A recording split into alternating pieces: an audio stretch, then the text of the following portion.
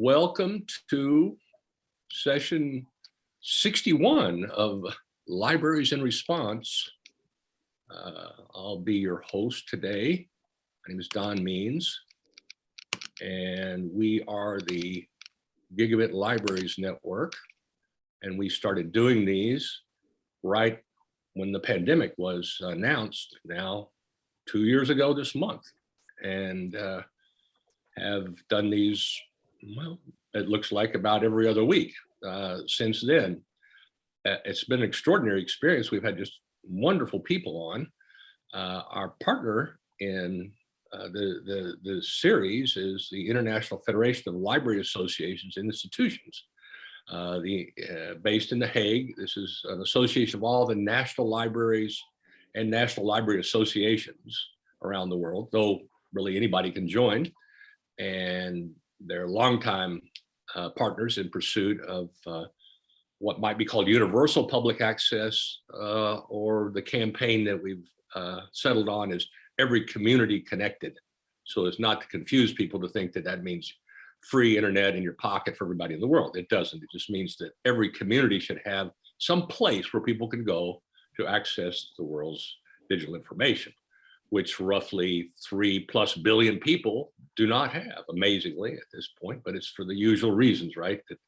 That is expensive to the farther away you get from the urban areas to provide services, and the less motivation you have to do it. As the costs go up, the amount of money people have to spend on such a thing goes down. So that's why we have a digital divide in the US and the same everywhere else.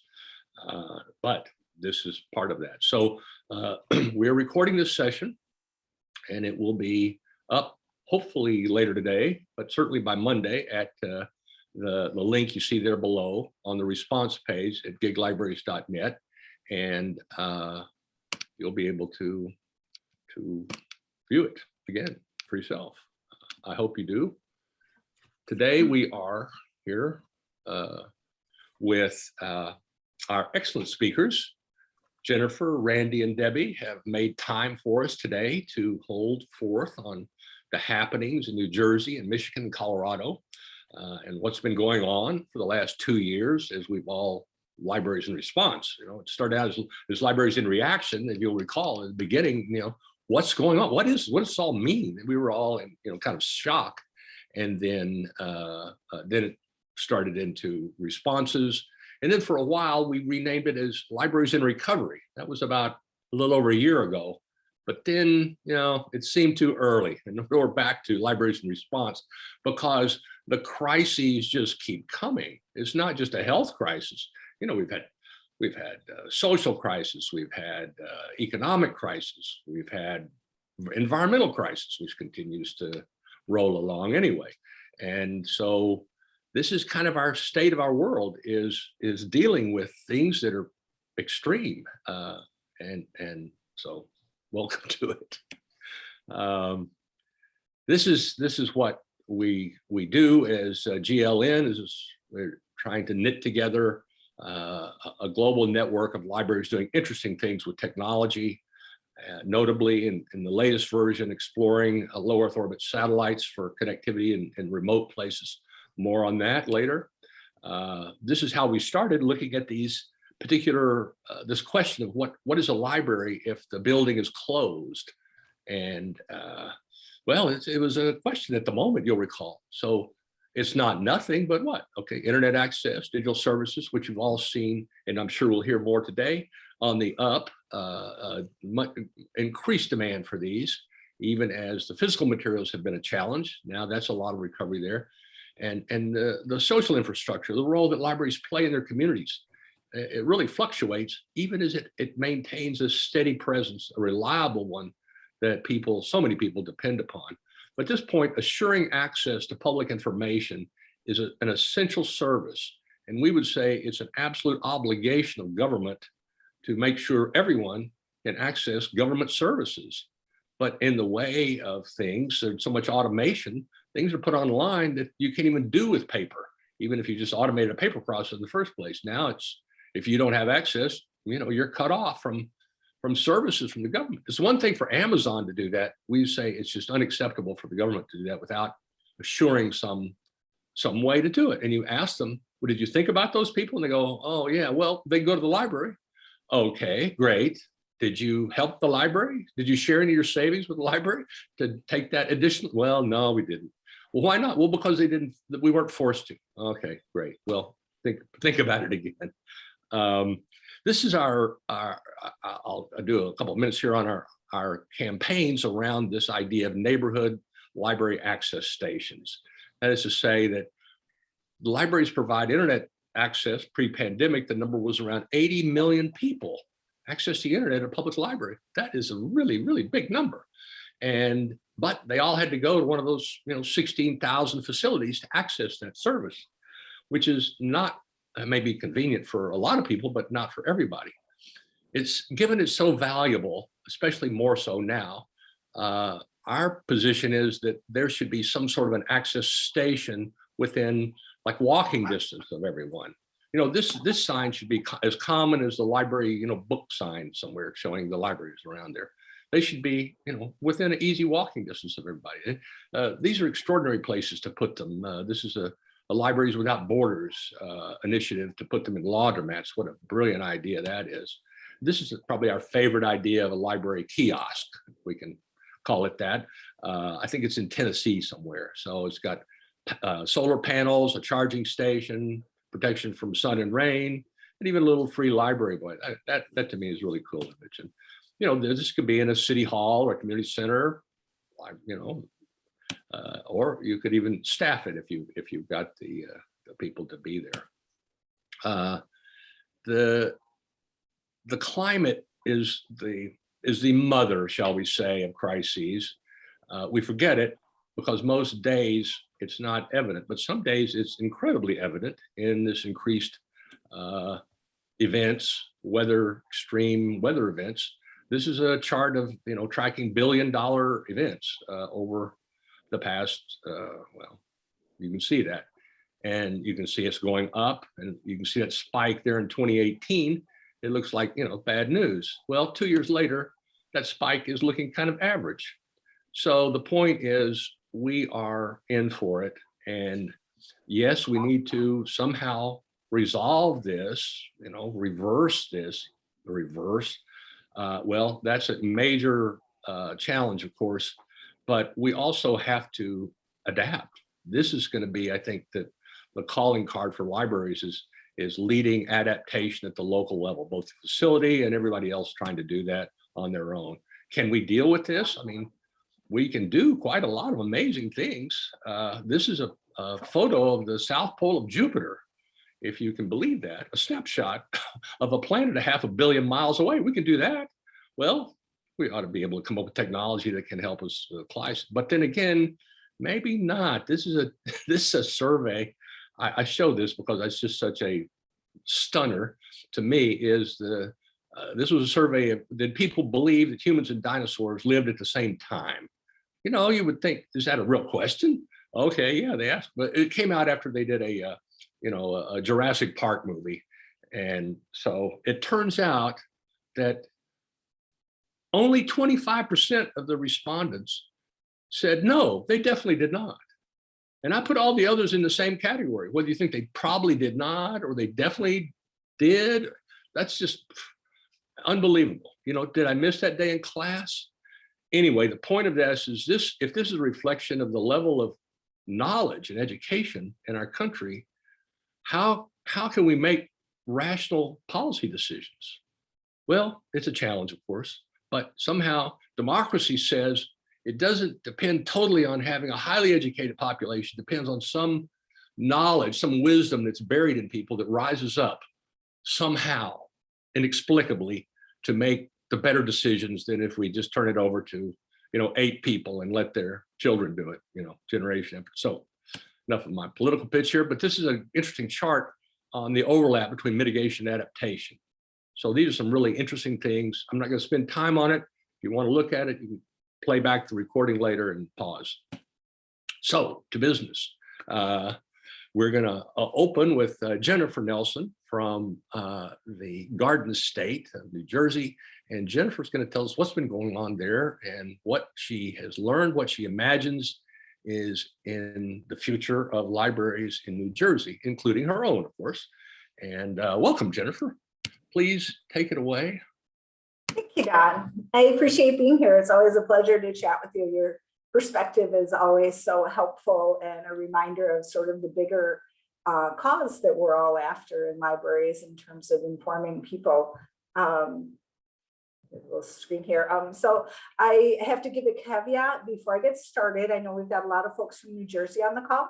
I am an incomer to New Jersey, so I've actually only been here a year. So I don't have the pre-pandemic sense other than what I've heard tell. So I'm my perspective is a little shifted from there. I did come to New Jersey from Minnesota State Library, so I may lapse in Minnesota conversation points it periodically, but I think the one thing that stands out the most to me with the pandemic and the response is that adaptability. Our libraries in New Jersey have really taken up the gauntlet in terms of how they can provide service while also protecting staff and the public from health issues. So that I want to give a shout out to everyone who's on the call and their colleagues for the work that they've been doing. I took a look at some of our data. We collect the annual report data from New Jersey's libraries, and as you might expect, our only the most recent available on an annual basis was through 2020. And at that time, and I'm expecting this will continue, our usage of libraries was down just about everywhere except the use of digital resources, which I guess isn't a surprise to anybody. Interestingly, Wi-Fi connections were something that actually took a little bit of a rebound, which surprised me. We're still lower than 2019, but if you look at 2018, we actually had more Wi-Fi usage in our libraries in 2020 than we did in 2018. So there's definitely a trend there that's continuing to be strong. So while it's been discouraging to see the numbers and to see the lack of ability for libraries to really do things on the one hand, I've really been excited about some of the work that's happening in libraries. We received in New Jersey a $3.9 million ARPA fund grant from the Institute of Museum and Library Services. Thank you to those IMS who are on the call.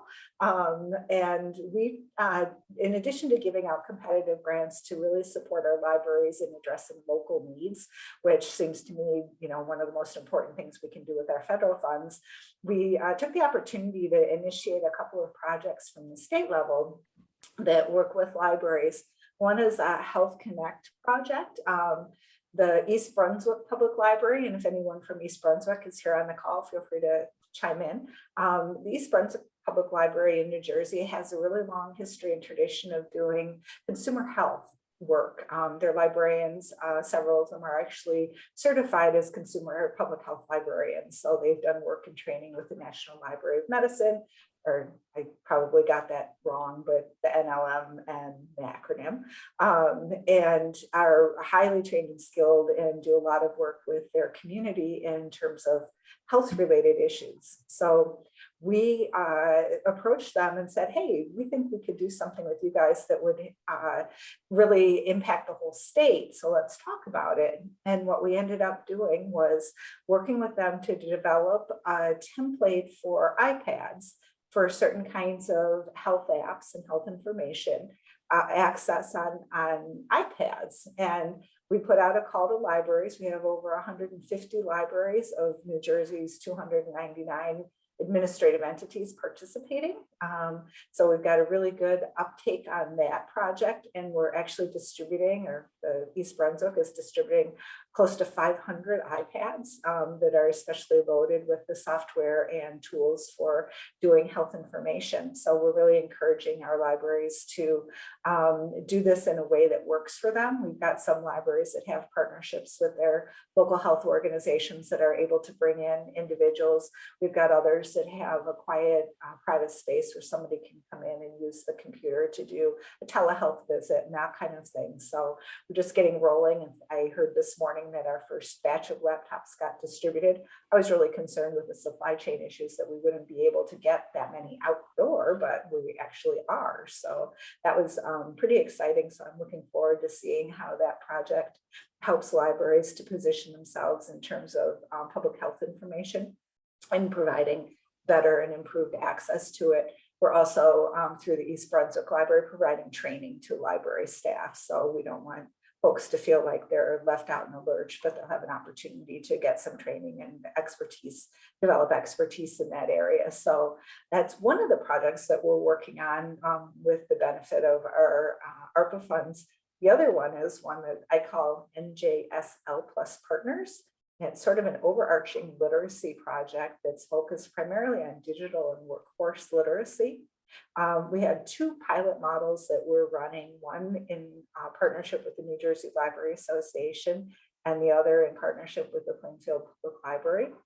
The work we're doing with the New Jersey Library Association will be familiar to folks. It's a digital navigator model of bringing folks into libraries to work specifically with patrons on issues related to digital access, digital literacy, digital inclusion more generally, as well as workforce and small business development kinds of things. So that project, we're working at 12 different libraries and made an effort to hire navigators for whom English is a second language, so that we're able to provide native language services to folks who speak Spanish in a couple of locations. And that is a project that's working across the state.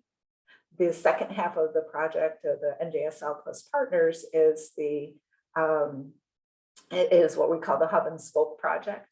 We've got 4 libraries that are identified as hub libraries that are being trained and supported with technology to do kind of a higher level of digital literacy training, looking at the IC3 certification for people and really looking at what the workforce development needs are as described by the workforce development boards to provide training and support. So we've got a set of hub libraries that are going to be able to offer the training. We're starting it virtual, just in a nod to where we're at with the pandemic, to do training for people to actually train and prepare them to enter the workforce at a little higher level. And then we have about 15, actually maybe more than 15 spoke libraries that are providing a lesser level of service, but still providing the digital literacy service as a fixed service in the library. The spoke libraries and all of the libraries, we also opened up a subscription to the North Star Digital Literacy Assessment, which is a tool that can be used to help people identify where their gaps are in their digital literacy knowledge and skills, and then provides curriculum to address the needs. So that's a really nice tool for libraries. We've got about 60 libraries in the state that are participating in the North Star. Sorry, I have a little speech impediment there. North Star rollout. So that is pretty exciting stuff. In terms of looking ahead to the future, I think to the extent that libraries have been able to be visible during the pandemic to their community. And I think many of our libraries have been in terms of partnering, whether it's around emergency rental assistance. We've had natural disasters here in New Jersey, so partnering with FEMA, as well as county health or state health departments. I think to the extent that we've been able to be visible, we will continue and leverage that visibility to really provide benefits to libraries as we move ahead. I'm really thinking and have seen libraries telling some stories that are pretty impressive about the ways they've continued to serve the community while also protecting their staff. And I think the challenge is going to, a challenge that's going to lessen a little bit as a result is that preaching to the choir. We know we're often talking to people who are library supporters. So we've already got your ear, we need somebody else's ear. I think we're in a position to be able to do that now in a way we haven't been before because of our response during the pandemic. I think the other comment I would have is the pandemic really showed up some of the building deficiencies in terms of the need for HVAC systems and upgrades and those sorts of things to really reflect both the environment, to reflect the environmental changes that have happened. We've got lots of inefficient stuff out there, for lack of a better word. So I'm hopeful that we can work in New Jersey on getting additional funding for construction related projects so that we can help libraries contribute to addressing climate change through their buildings, through accessible and compliant buildings. So I will wrap myself up there because I know we've got Randy and Debbie, and Debbie was gracious enough to put together a PowerPoint. So I'm a little chagrined, but glad I'm going first. I'm happy to answer any questions if you respond in the chat box. I do need to leave right at the top of the hour, but more than happy to answer questions and provide information or talk a little bit more about what we're doing. But with that, I will turn it over to my colleague, Randy Riley. Thanks, Jen. Thank you for having me. Always appreciate opportunities like this to talk about what's happening in Michigan libraries.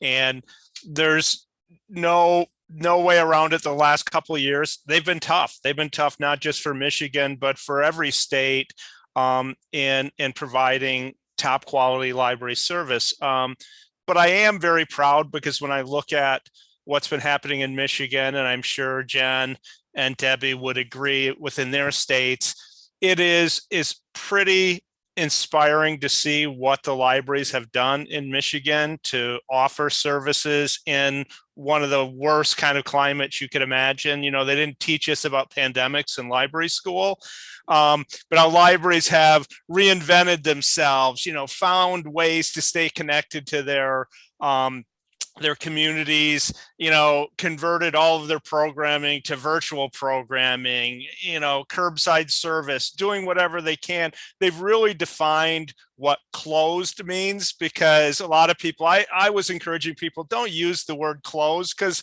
I know you're not closed. There's all kinds of magic happening within the walls of a library, even when the public can't come in. And I think a lot more people are aware of that based on all the fantastic things that libraries were doing in Michigan and other states as well. Library Michigan's role, I mean, in Michigan, we have a lot of very strong libraries, and I see a few names on the screen that I recognize, and they're very independent, and you know, they rarely like the Library of Michigan to tell them what they have to do, unless it's a pandemic when they're looking for answers on what do we have to do. They were coming to us and wanting what is the right thing to do.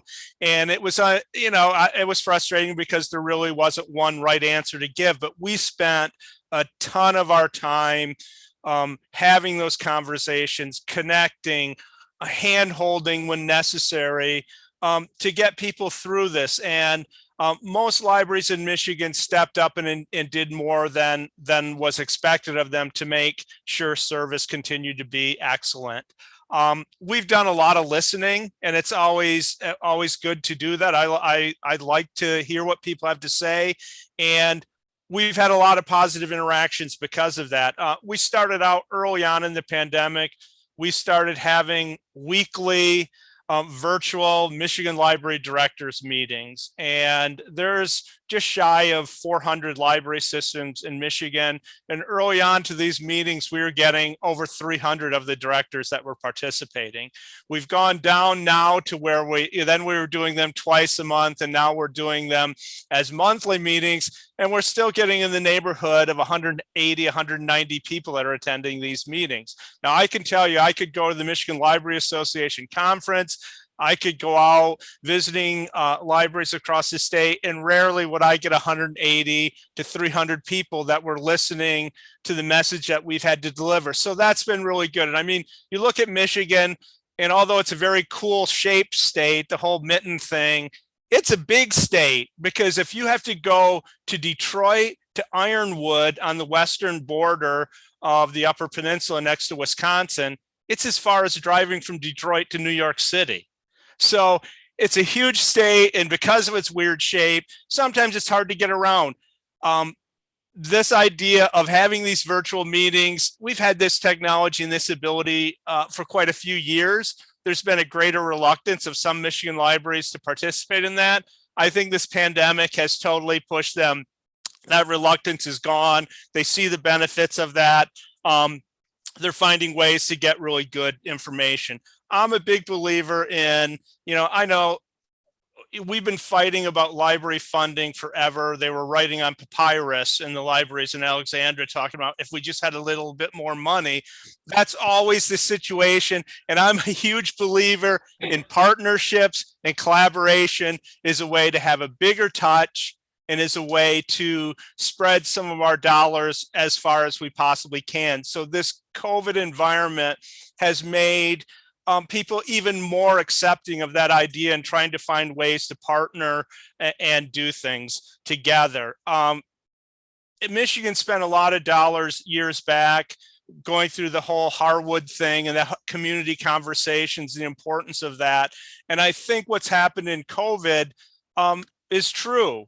The libraries that have been very active, not necessarily by following Harwood's methods, but the libraries that have valued those community conversations and going out and being at the table when whatever topics are being discussed in their states and their communities, have found it easier during COVID to have some of those difficult conversations because those relationships were already established. And I still think that's really crucial is we need to be talking to some of those folks before we have an ask.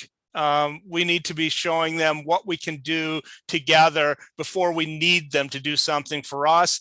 And libraries in Michigan, because of those types of conversations that have been taking place, because of the investment we place into that training, I think it's made a difference in a lot of communities.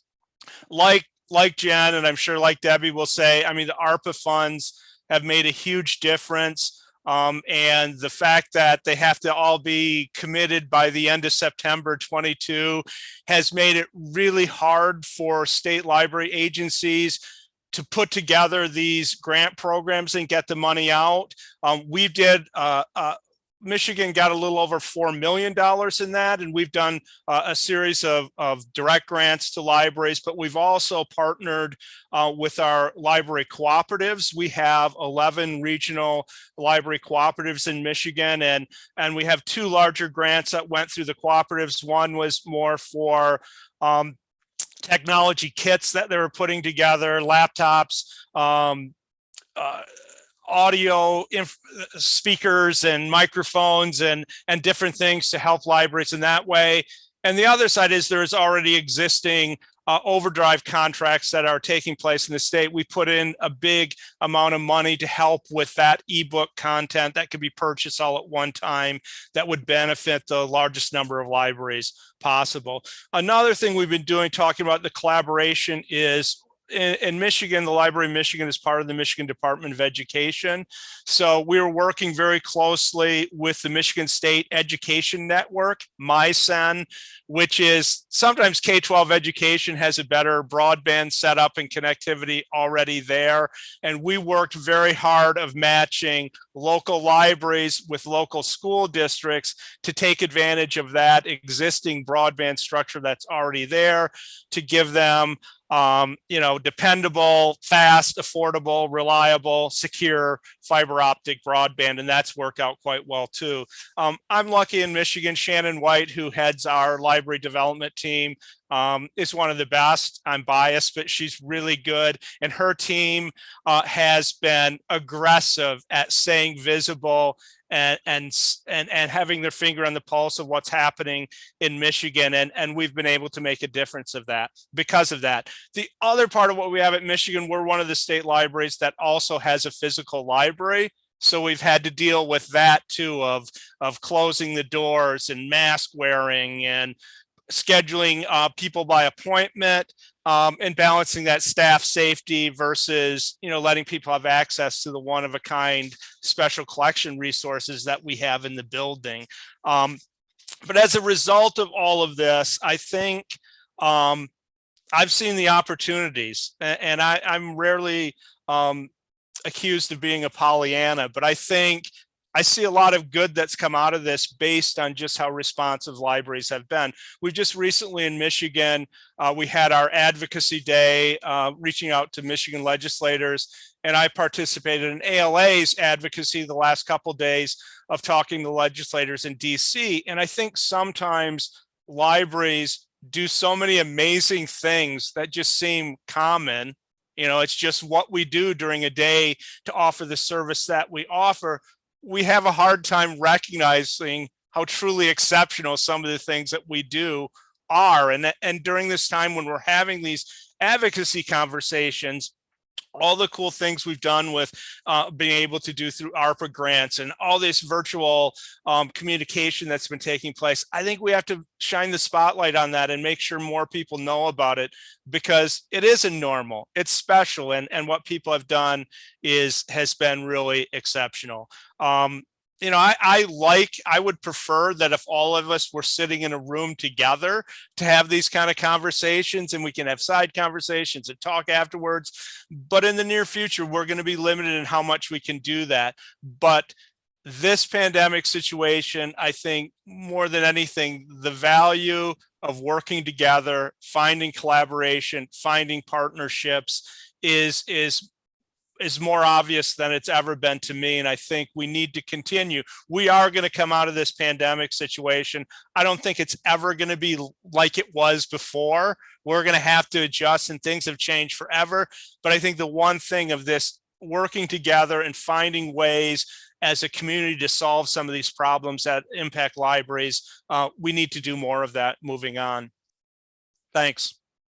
Randy, fantastic. Yeah, Michigan is a great story. We've worked on projects up there with the state library, and Shannon is terrific. Merit Networks there, and is the state research and education network, is the oldest research and education network in the country, and do amazing things up there for anchor institutions as well. So much to talk about. Yeah, and I mean, our Michigan e-library is great, Mel. And obviously, I mean, we had about 28.5 million users of that last year, which I think is a pretty good number, but I'd like it to be larger. And it was about a little over 5% increase, which I would expect during the pandemic when people couldn't get out as much.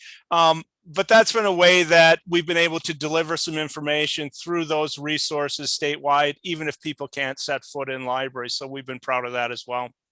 I like the way you've made the chicken soup out of the chicken bones, whatever metaphor you want to use with this, and made people aware of things that libraries do, and invented new things in response to the circumstance that make people appreciate their libraries. Well, and that's probably some Michigan librarians would say, oh, Randy makes it sound like it was easy to do what we've had to do. It's been really hard. And I get that, but I sit back and a lot of times get to watch and see what people have done.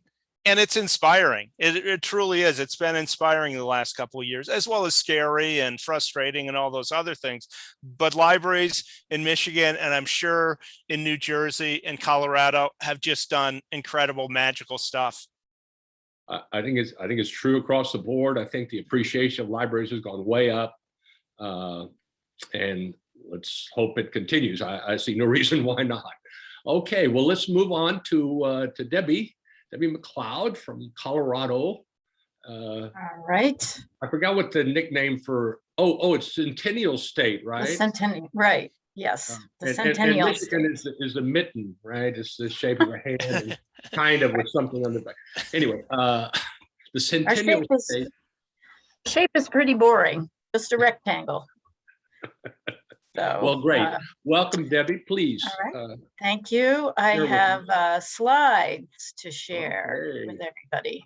So I thought that maybe coming in last, you might be interested in looking at some pretty pictures. So anyway, thanks, Don, for the invitation, and to the Gigabit Network and IFLA for the support for this program. Here at the State Library in Colorado, our story brand is this: library services are constantly shifting. The State Library helps library staff confidently navigate change to best serve their communities. We created this in late 2016, and it seems even more relevant today than ever. So I thought that was really pretty interesting. Anyway, I'm going to step through the questions that Don sent along to give you a high level of what's going on the state in Colorado. And let's see, I need to get, wait a minute, to the arrow so I can advance the slides. All right, lessons from the pandemic. So these are just a few. We have all experienced this, but I've chosen these three to focus on. And so what we learned is how important it is to be flexible and resilient, to be able to change when needed and change on a dime when needed. Sometimes we've had we've had in-person meetings that we've had to go back to virtual because of a variant. So it still continues. But it's also important to know your limits. And in this January, libraries participated in an opt-in mass distribution program. So for the state, you could go to your library and get mass. And then in February, a COVID test kit distribution program. And while many libraries opted in, some did not. And their reasons were staff were overburdened, they were burned out. And I thought this was great because you do need to know what your limits are and how much you can do. So while it's good being resilient, it's good to be able to set boundaries as well. So the importance of broadband and technology became abundantly clear, just in case there was anybody out there that had doubts that it wasn't. And so getting into the governor's broadband strategic plan for the NTIA broadband money that's coming into the states from the infrastructure plan has been a top priority for us. And we have now partnered with the right people who are working on this project.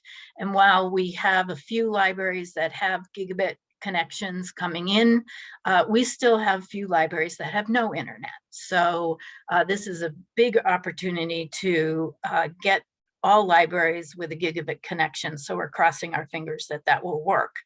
And then of course, space needs have come up on the priority list, focusing on air quality, focusing on outdoor spaces and how we can use them, and also thinking about the size of meeting rooms as it regards to people's density, the density of people.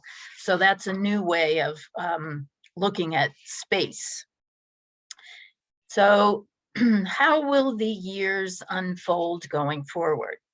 Well, now that people have discovered online resources and virtual programming, how do you get them back into the building and reestablish that library habit? That's a really great question. And along with that comes, how do you justify having buildings and people to support in person when there's a decline of this in person? So these questions are really, we don't have answers right now. We see this as unfolding over the next couple years. And hopefully there's not going to be a lot of need to justify why you need a building. People will come back, but it may take a while. And also, this trend started before 2020, but it continues, and many school districts in Colorado have moved to a 4-day-a-week schedule. And this has put pressure on libraries, particularly for their after-school programs and now 5th-day programs. So we are in the Department of Education, and we're working with them on extended learning opportunities and how their ARPA, which is called ESSER, funds could support libraries as community-based organizations that would help with this extended learning opportunity. One of the things that we're looking at is the possibility of having a statewide contract for online tutoring and homework help. So that would be great because it would help all libraries across the state. So now, what has really altered in the last 2 years?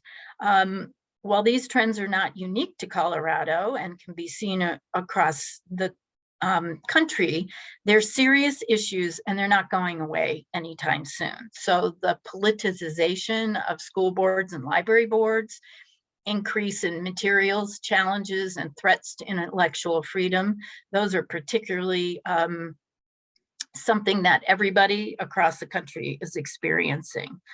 In the state of Colorado, since at least 2018, cost of housing has been a major problem, and that's been across the state, not just in the the suburban areas.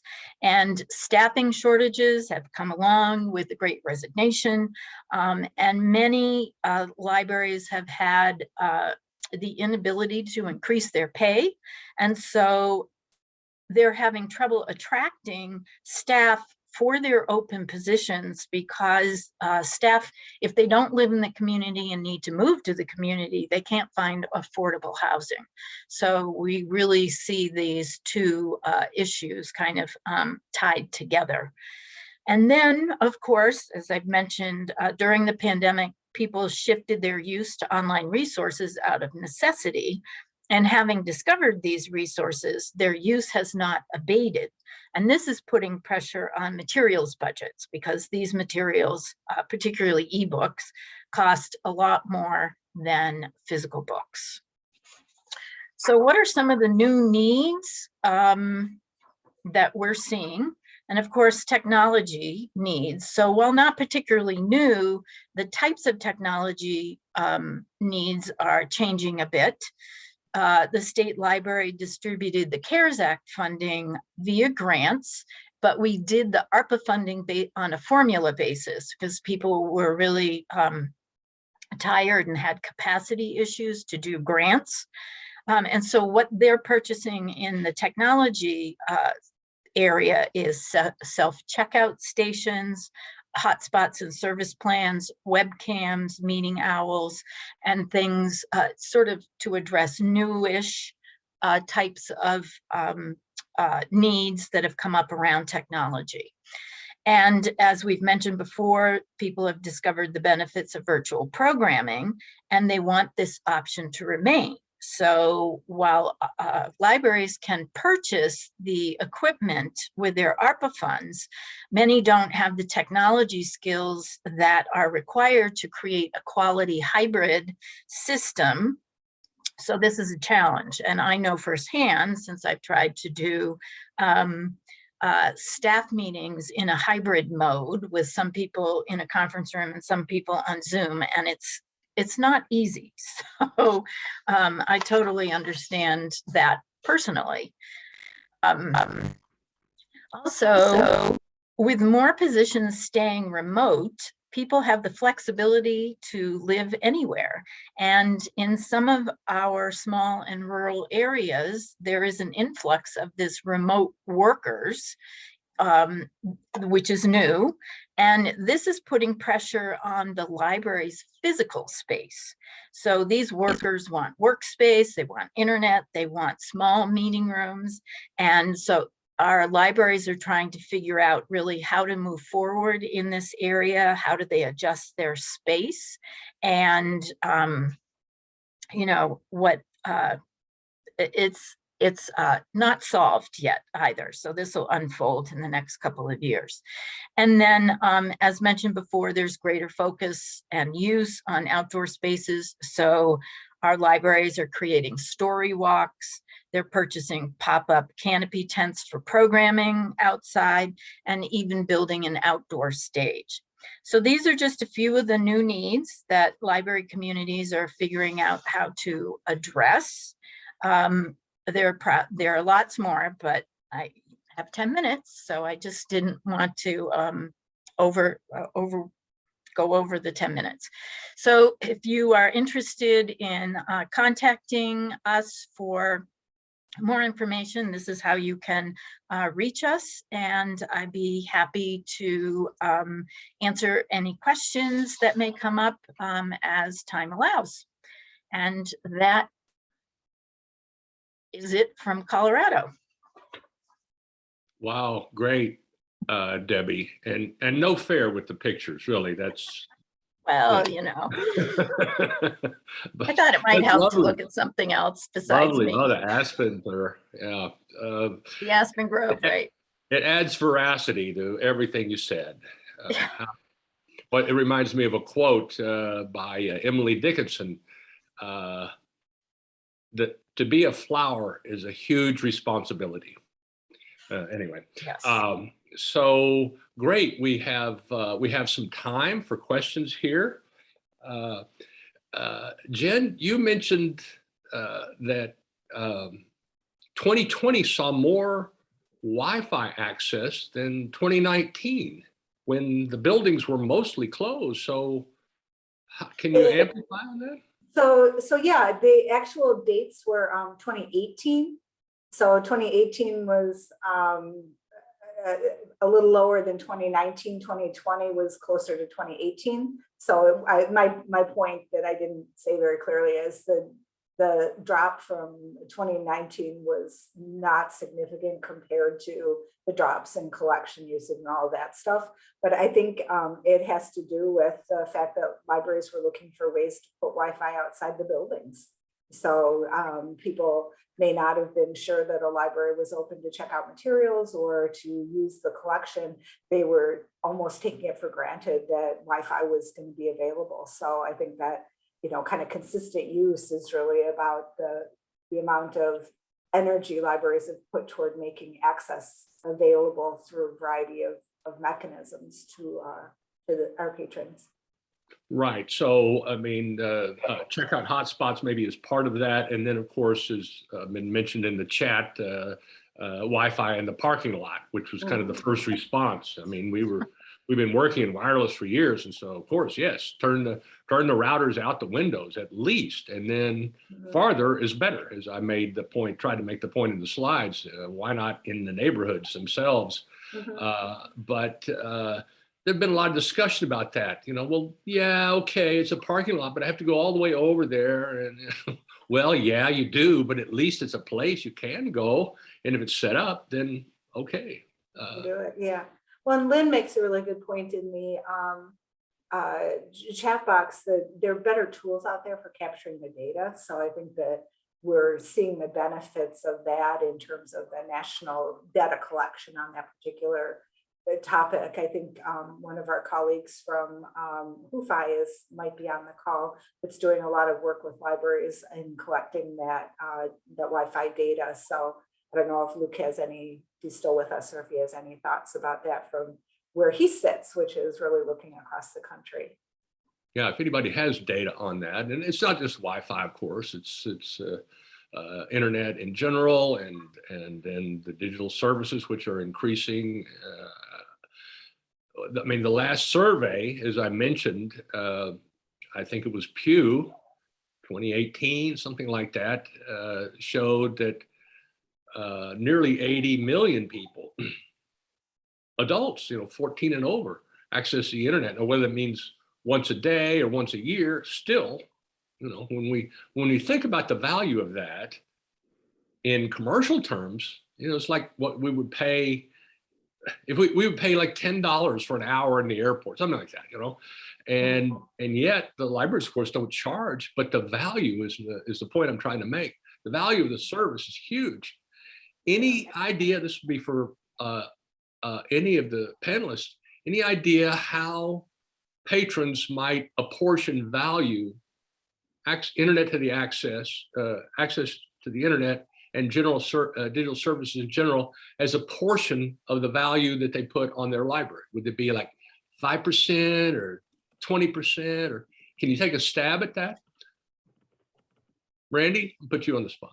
Yeah, I mean, hard to say. I do not have a good answer for that question. I just look at it and listen to you talk. I've been in enough meetings about broadband and, the last mile stuff. And when you have librarians at the table with the same people who are internet providers, where I want to give away everything I can, everything should be free. And you have the other side who's saying, wait, this has to be profitable. I mean, you could take the entire Library of Michigan budget for the next several years and it wouldn't solve the broadband problem in Michigan if you use it to, dedicate it totally. It's a really expensive proposition, and how we're going to find answers to that. I think sometimes now there's all kinds of broadband money out there through ARPA and COVID and different things. But I think a lot of Michigan libraries are finding that how to get access to it is kind of a minefield, and it's really complicated, and it's not very simple for them to see, how do I get my piece of that? So that's why when we're talking to the legislators, it's like, okay, try to make some construction money, specifically library based, that we can use it on fixing some of our older buildings, but also using it on some of the broadband infrastructure stuff that we know, and won't have to jump through some of the hoops that are out there to get to some of this big money that's there. No, great. I mean, it's a huge value. We know that. And I'm just trying to angle towards putting a kind of a financial marker on it so that the libraries can make the case for the value of the service they're providing in those places. And I think it was Debbi that made the point about involvement at the state level in these broadband policy and planning discussions, which, as I understand it, COSLA has done a filing. The Chief Officer of State Library Association made a filing to NTIA, who is administering huge piles of these broadband billions that are coming at us, for the very purpose of requiring consultation with the state agencies about the use of those funds. And we've weighed in support of that. We think it's a good idea. Even better if actually the state libraries were members of the state broadband commissions on an ongoing basis, because who serves more people than the libraries? Probably nobody. I mean, unless some state is totally owned by, AT&T or something, it's divided up among different providers. So libraries, not only that, I'm sorry I'm making a commercial here, but not only that, but libraries understand the utilization of the internet probably better than anybody. And to my point about e-government, how much time do librarians spend helping people navigate online government forms or any kind of commercial forms? Shouldn't they be consulted in the design of the user interface of those functions? Yep, because they have to answer all those questions. Anyway, it's a big deal. And right now, of course, the US has decided they're going to solve the broadband gap by shipping truckloads of money, which is a start, but it actually is not a solution. Actually, technology is a solution. You have to figure it out. So that's a big part. On that, while I have you, Randy, we've looked around and the Library of Michigan is the only agency we've found who has published a definition of an eligible library kiosk. I put it in the chat there. And we've been kind of advocating that every state agency should publish a definition, because if there were something then that could be built and installed, it would be E-rate eligible. That's what the whole point is, right? Of defining it under E-rate rules. Bookmobiles and kiosks are eligible outlets and for subsidy. So great work there. That is the thought behind that. So why not? Why haven't all your colleagues adopted that? So I'm going to put that question to Jen and Debbi. Has that come on your screen yet to define library kiosk? That's an interesting question. In New Jersey, the proportion of libraries that actually participate in the E-rate program is relatively low. So we haven't felt the pressure to do so because there just isn't that much participation at this point in the E-rate program. Okay. In Colorado, we have not, but we're just kind of ramping up our broadband effort at the state library level. So it's probably something that we're going to need to do. Good. So we'll take Michigan as a start. Steal, borrow, do whatever you want, and reach out if you have questions. All right, thanks. It's a great conversation to have. It's a good starting point. The definition requires Wi-Fi, a public location, and a built-in interface so that the patron doesn't have to bring their own device. it's reasonable. It's a reasonable starting point. That You is. know, yeah, and Yep. a lot of people depend on it. So why should they have to go to the library for this super valuable service? Right. I'm looking for questions in the chat. Cheryl applied for ECF. She got iPads, pushed back from Apple. They will not approve us. Well, yeah, sorry about that, Cheryl. But Randy, I think, makes the point about the sort of the conflict between commercial offerings and the library business model, which effectively is to pool community resources and then share them, albeit on a limited basis, right? You can't just keep the book forever, though increasingly it looks like you can. But that dynamic is an old one for, well, in the discussion with the publishers, you know, how much they should charge for these to go, well, why would anybody ever buy a book if they could get it for free at the library? I mean, it's a 100-year-old question. Well, when it turns out that the libraries helped create a nation of readers who wanted their own books, library use drives demand for commercial products. We see it with first generation broadband, books, across the board. So you're doing them a favor already. Okay, Stephen Abram from Toronto has got his hand up. Thanks, What have you Don. I've been enjoying this series tremendously, and the leadership shown by your state's collegiality, as well as the leadership but from the state libraries, is fantastic. And I think my question is somewhat for all four of you, including you, Don, is several of you mentioned that the adoption that we've been crying for years, getting internet in every library, getting our people comfortable with meeting virtually, getting them to up their program game by putting more e-learning in and not just text-based articles, all that wonderful stuff.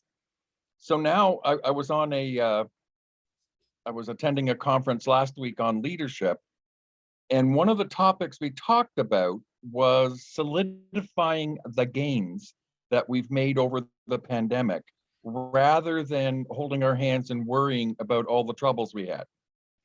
And so it would be an interesting thing from a state librarian's leadership point of view to say, how do we solidify these gains, and how do we make sure that we don't go back to a normal that wasn't as good as it could have been? Like, you know, hold hands and say, yes, we can create a better normal and let's do it. And so if we can, the phrase I heard, the phrase that all the leaders I was working with in this workshop was about the damage that's being done to our culture from not seeing our users in person and from not seeing each other in person enough. And so we've disrupted connections with each other as we all go down to these postage stamp size images of our head and shoulders. And that the damage that's been done by not having the serendipity at a conference. So the phrase I heard that was so good is, you travel for trust and you go online to learn. And I thought that was a great line. Anyway, I'd love to hear okay, state librarians' perspectives on how do we lead our people to a better normal and get our culture fixed up. Thank you, Stephen. So, Sorry. Jen, Debbie, anybody? Well, I have to go because I've got a 10 o'clock meeting that I have to go to. So I won't be able to answer the question. Anyway, thank you all. Thank you again for letting me be here. And Debbie, hang on a second. Hang on just a second. Everybody unmute, please, if you would, because if we were in person, we were building trust, and we had these wonderful speakers in the room together, we'd be giving them a round of applause for this. So I'd like everybody to unmute and a round of applause. oh, well, that's Yeah, nice. Thank you very much. And thank you to Jen and Randy. We'll have you back again. Thank you so much. Okay, thanks. Right. Bye now. So we're going to keep the recording going a little bit because I think it's a really good question. Randy, we'll just go in reverse order. Unless either of you have to leave right away? I do have to leave within about 5 minutes. Okay, then you're up, Jen. Yeah, so Stephen, I think you asked a great question, and without sounding, I hope it doesn't come across as snarky or anything, but I think we have to keep doing what we're doing. We've really, I think I can speak for myself and for Randy. I think we've really stepped things up a lot. The influx of funds has been really helpful. Money doesn't equal leadership, but the ability to distribute money and to distribute resources really helps people to see you in a leadership role. So I don't think that's I don't think that's gonna go anywhere. And I really feel like continuing to acknowledge the hard work that's gone into getting where we are today. And really, I look at the pandemic and say, people used to say, oh, well, I can't do that, I don't have the money, I can't do that, I don't have the money.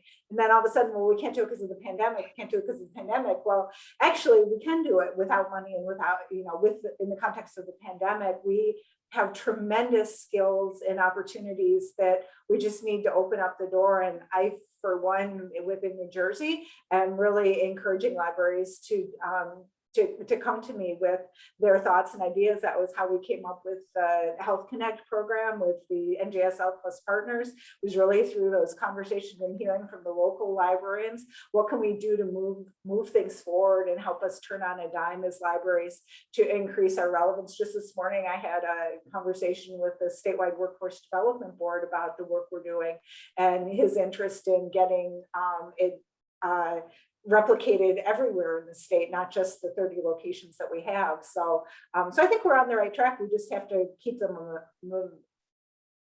momentum. I think that's a great response. I think that's a great answer, Jen. And you remind me of a bunch of articles I've written and workshops I've done on moving from excuses to reasons. Yes. Okay, hang on. And I think, sorry, Jen. Yeah. I was just going to say, Jen, I think it's a brilliant response. Keep doing it. Keep swimming. It's not, there's no solidifying. We're in motion here. Stay in motion. Keep adapting. It's great. Randy. Well, that's part of our role as state librarians, kind of the cheerleaders for our state and sharing those stories.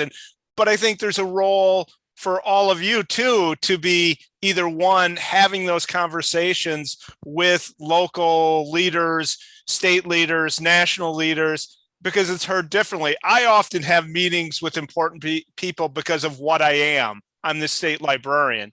You get to have meetings with those people because who you are. You're the local public library director. You're a constituent from my district. And that sometimes, more often than not, matters more than what I have to say about some of those issues.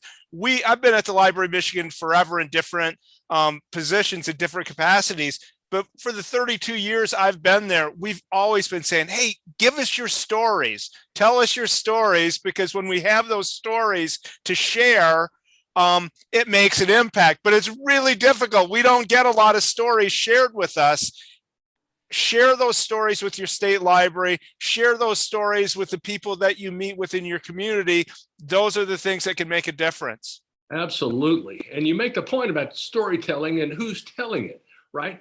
If you're telling it, you're the state librarian, you're telling a story, positive story about the library. Well, of course, I know, he's going to say something great about the library, but an unexpected voice, like, I don't know, someone who's not in the library community, telling that story, writing an op-ed, people go, oh, wow, the guy that's the head of Maytag is saying, libraries are great because they do this and this and this. Having outside voices will get a lot of attention to libraries. I've seen more of these coming up lately. Really interesting articles by people who are not library people about how great libraries are and have been. And during the pandemic, you could stop at about any library and there's going to be a great story of something that they've done that's been amazing to make sure they've been able to fill a need of a local user. It's happened all over and on a regular basis.